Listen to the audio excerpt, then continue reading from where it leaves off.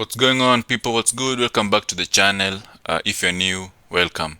So Ruben Amorim's so-called biggest test.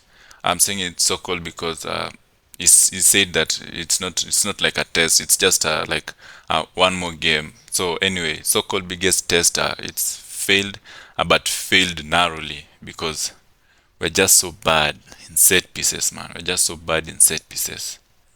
Anyway, Manchester United 2, Manchester United 0, Arsenal 2.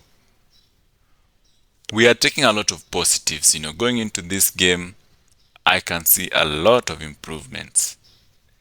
This is not the Manchester United that could have played Arsenal maybe a couple of months back, but right now, despite the loss, we can take home a lot of positives, and we're just going to look at them.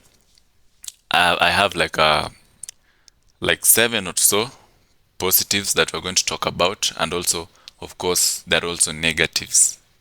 So Arsenal, we've been beaten by Arsenal 2-0 at the Emirates Stadium. We're going to come back to the Emirates Stadium again for the FA Cup, I think around 11th January or so. In the Emirates Stadium, once more, another party, once more.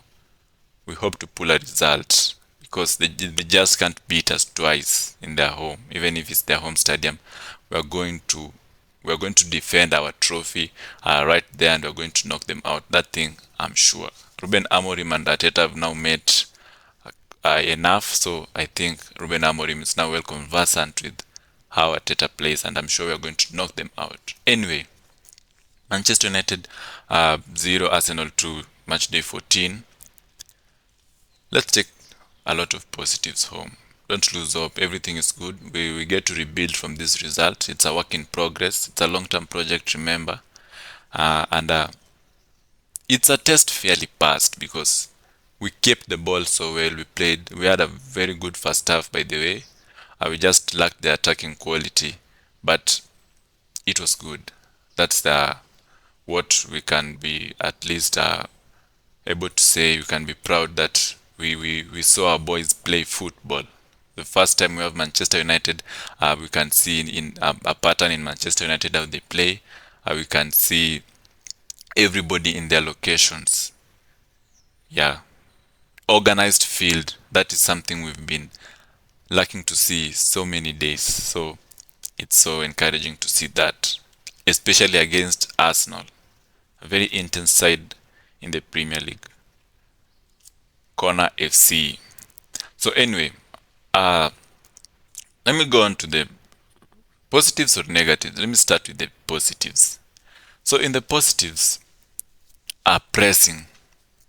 If you are keen in that first half, the players were engaging in pressing, vigorous pressing, aggressive pressing, even despite Ahmad not being in the squad, but because he's our number one presser. But I think they were really doing well. Arsenal were having trouble to engage in our opposition box, but they still managed to have some couple of touches. But I think we've improved defensively a lot. And in that first half, if you could just have a little bit of attacking quality, I think we could have been even 2-0 up in the first half. But pressing, they have improved so much in pressing, and that is what Amorim likes to see. Amorim likes to see us, if we're off the ball, we try and bring the ball back, because it's all about keeping the ball and being aware of your teammates. So they did it really well, and I think that's good.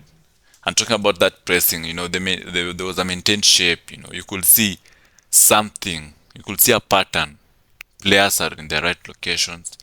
Midfielders are there. The back three, the moment we are engaging in attacks, they are coming forward, and you can see some sort of a back five because of the two midfielders, Bruno and Ugarte, and the back three. But I think Bruno, I don't think if that position favors him a lot, because anyway, he gets to get a lot of ball work.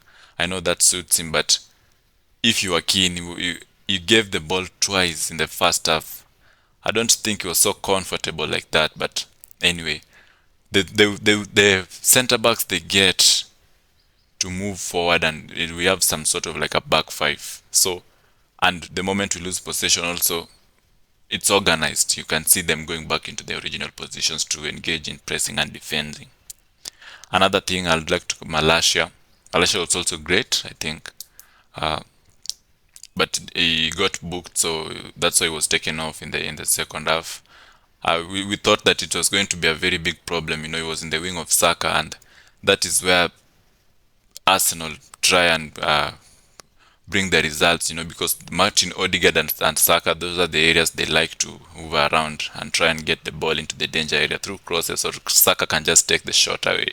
But Malaysia and Mazraoui, they handled it well, and I think he's really improved a lot, being out for 556 days or so and try still employing such gameplay. It's just so interesting.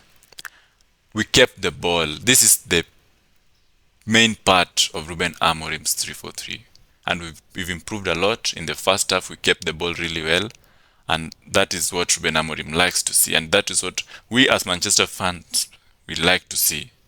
How can we keep the ball? How can we boss the possession? I think that we did it really well, and I'm so glad even if I see the players playing like that. And also Euro, he makes his debut for Manchester United. Within that short time already, he had like a couple of interceptions. If you are keen, I think Euro, if he's just fit to start games, then we can guarantee a very solid back three, inclusive of Euro, Martinez, and Delete. That's going to cook, and that's going to be the best defense we've ever had as Manchester United, because Euro, I can see a talent in that young lad. He's just so good off and on the ball. So a lot of positives. There are a lot of positives. So let me just also take the negatives quickly, because these are the areas we need to improve in. Number one, set pieces. Manchester United, we are so vulnerable when it comes to set pieces. We've seen it before, not even in this Arsenal game. In that Ipswich, we almost conceded a lot in set pieces, and Arsenal, they're just so great in set pieces, and we can't just stop conceding. Giving Arsenal 12 plus corners is dangerous, knowing that I think they have 20 plus goals since the start of last season, courtesy of set pieces. So we need to improve on this thing called set pieces. I don't know if we have a great set piece coach, or I don't know what they normally do in training, but we should try and improve on set pieces, both defending and taking. Yeah, so if we can improve on that, then I can guarantee it can be a step ahead in terms of the goals you're going to concede, because I think we've conceded a lot of goals courtesy of set pieces, because if it were not for the set pieces, I don't think Arsenal could have scored against us. But they just have a strength. If the ball working in the field has failed, they just have another strength, that is the set pieces. Another thing, Bruno giving passes away, Bruno. I don't think he was very comfortable. He gave the ball twice in the first half, and still a couple of inaccurate passes. So we have to question that. Was he comfortable? So we have to look at that also keenly. Attacking quality, we lacked a little bit of attacking quality in the opening,